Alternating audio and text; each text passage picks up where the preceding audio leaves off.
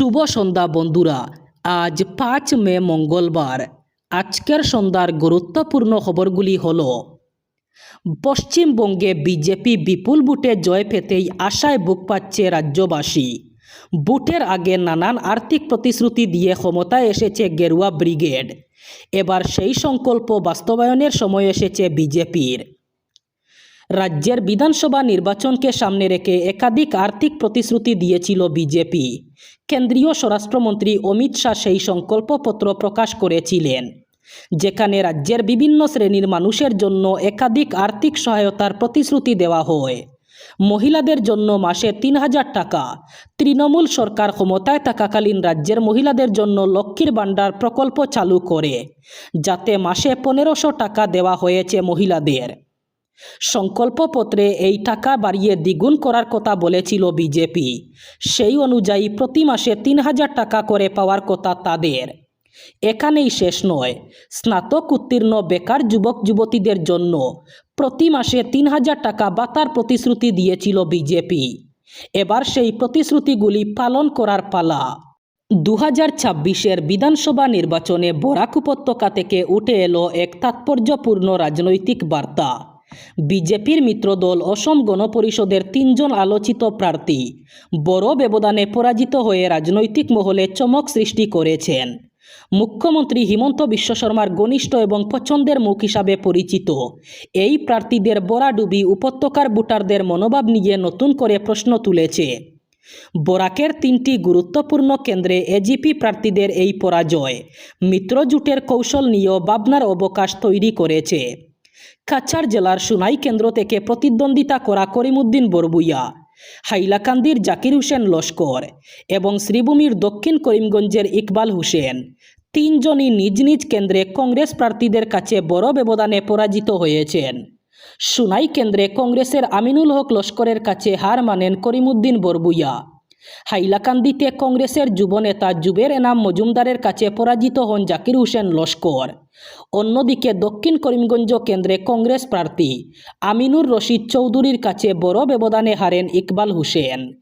উত্তর করিমগঞ্জ বিধানসভা কেন্দ্রে জয়লাভের পর কংগ্রেস প্রার্থী জাকারিয়া আহমদ পান্না গণনা কেন্দ্র থেকে বেরিয়ে সাংবাদিকদের মুখোমুখি হয়ে সংযত এবং দায়িত্বশীল প্রতিক্রিয়া ব্যক্ত করেন। সদ্যপ্রাপ্ত এই জয়ের আনন্দের মধ্যেই তার বক্তব্যে ছিল ভবিষ্যৎ উন্নয়ন পরিকল্পনার সুস্পষ্ট ইঙ্গিত। প্রথমেই তিনি এই জয়ের কৃতিত্ব সাধারণ মানুষের হাতে তুলে দেন। আবেগঘন কণ্ঠে তিনি বলেন, এই জয় আমার একার নয়, উত্তর করিমগঞ্জের প্রতিটি মানুষের জয়। পাশাপাশি আগামী 5 বছর সুখে দুঃখে মানুষের পাশে থাকার অঙ্গীকার করেন এবং এলাকার উন্নয়নে সর্বাত্মক প্রচেষ্টা চালানোর আশ্বাস দেন তিনি। জয়ের পর প্রথম অগ্রাধিকার সম্পর্কে জানতে চাইলে তিনি জানান, শ্রীভূমি শহরের বেহাল সড়কগুলির উন্নয়নই তার প্রধান লক্ষ্য। দীর্ঘদিন ধরে অবহেলিত যোগাযোগ ব্যবস্থার উন্নয়ন এবং আধুনিকীকরণে দ্রুত পদক্ষেপ নেওয়া হবে বলেও তিনি উল্লেখ করেন। বাম দুর্গে ফাটল, কেরলমও হাতছাড়া হয়ে গেল সিপিআইএম নেতৃত্বাধীন এলডিএফের। ক্ষমতায় আসতে চলেছে কংগ্রেস শাসিত ইউডিএফ। 140 আসনের বিধানসভা নির্বাচনে সংখ্যাগরিষ্ঠতা পার করেছে ইউডিএফ। রাজনীতির মানচিত্রে অধিকাংশ রাজ্য থেকেই মুছে গিয়েছে সিপিআইএম।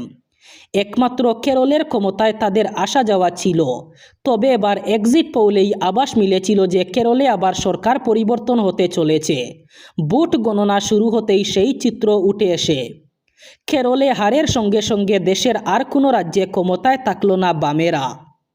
লোকসভায় বিরোধী দলীয় নেতা ও কংগ্রেসের প্রবীণ নেতা রাহুল গান্ধী এই নির্ণায়ক রায়ের জন্য কেরলের জনগণকে ধন্যবাদ জানিয়েছেন। তিনি বলেন, কেরল ইতিমধ্যেই প্রতিভা এবং সম্ভাবনা রয়েছে এবং এখন সেখানে ইউডিএফ সরকার রয়েছে, যাদের এই দুটিকেই কাজে লাগানোর একটি সুদূর প্রসারী পরিকল্পনা আছে।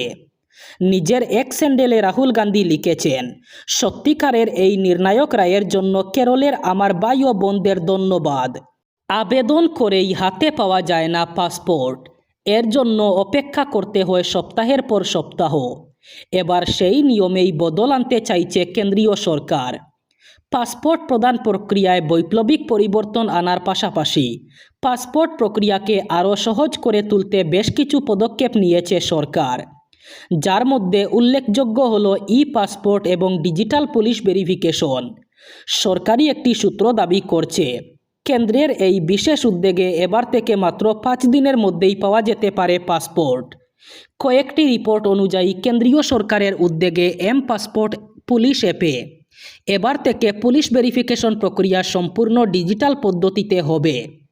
অর্থাৎ আগে পুলিশ ভেরিফিকেশন করতে গেলে যেখানে সময় লাগত প্রায় 20 দিন, সেখানে এবার থেকে এই বিশেষ প্রযুক্তির দৌলতে মাত্র 5 দিনের মধ্যেই পুলিশি ভেরিফিকেশনের কাজ শেষ হয়ে যাবে। এবার থেকে ভারতীয় পাসপোর্টে একটি ইলেকট্রনিক মাইক্রোচিপ বসানো হবে, যেখানে ব্যক্তির বায়োমেট্রিক তথ্য সংরক্ষিত থাকবে। এর ফলে বিমানবন্দরে অভিবাসন প্রক্রিয়া যেমন দ্রুততার সাথে হবে, তেমনি জাল পাসপোর্ট তৈরির মতো ঘটনা আটকানো যাবে। প্রথম ক্যাবিনেট গঠনের দিনই আয়ুষ্মান ভারত প্রকল্প চালুর ঘোষণা করা হবে। বিজেপির সংকল্পপত্রে ছিল এই প্রতিশ্রুতির কথা। এবার জয়ের দিনেই সেই আশ্বাস পূরণের কথা জানিয়ে দিলেন প্রধানমন্ত্রী। এই বলেই অবশ্য থেমে থাকেননি তিনি।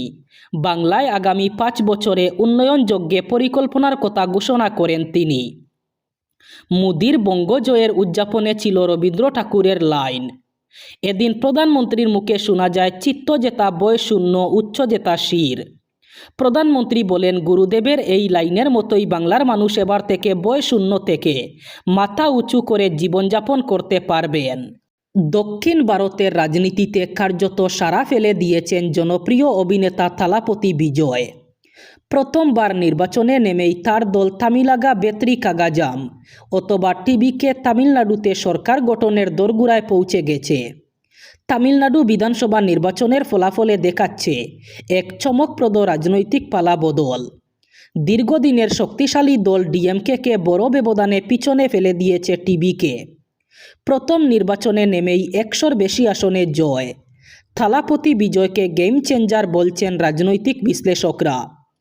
এই নির্বাচনে একটি কেন্দ্রে ফল চমকে দিয়েছে সকলকে। তিরুপত্তুর কেন্দ্রে টিবিকে প্রার্থী শ্রীনিবাস সেতুপতি মাত্র একটি ভোটের ব্যবধানে পরাজিত হয়েছেন ডিএমকে প্রার্থী আর.কে পেরিয়াকারুপান্নানকে। 1,60,000-এর বেশি ভোটার রয়েছেন এই কেন্দ্রে।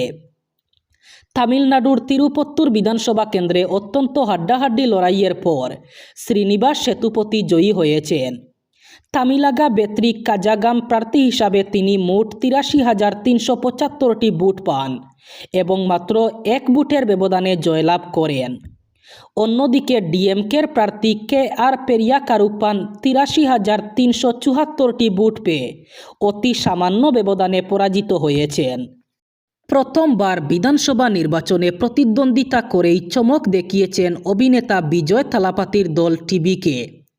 তামিলনাড়ুর 234টি আসনের মধ্যে 108টিতে জয়ী হয়ে একক বৃহত্তম দল হয়েছে তারা।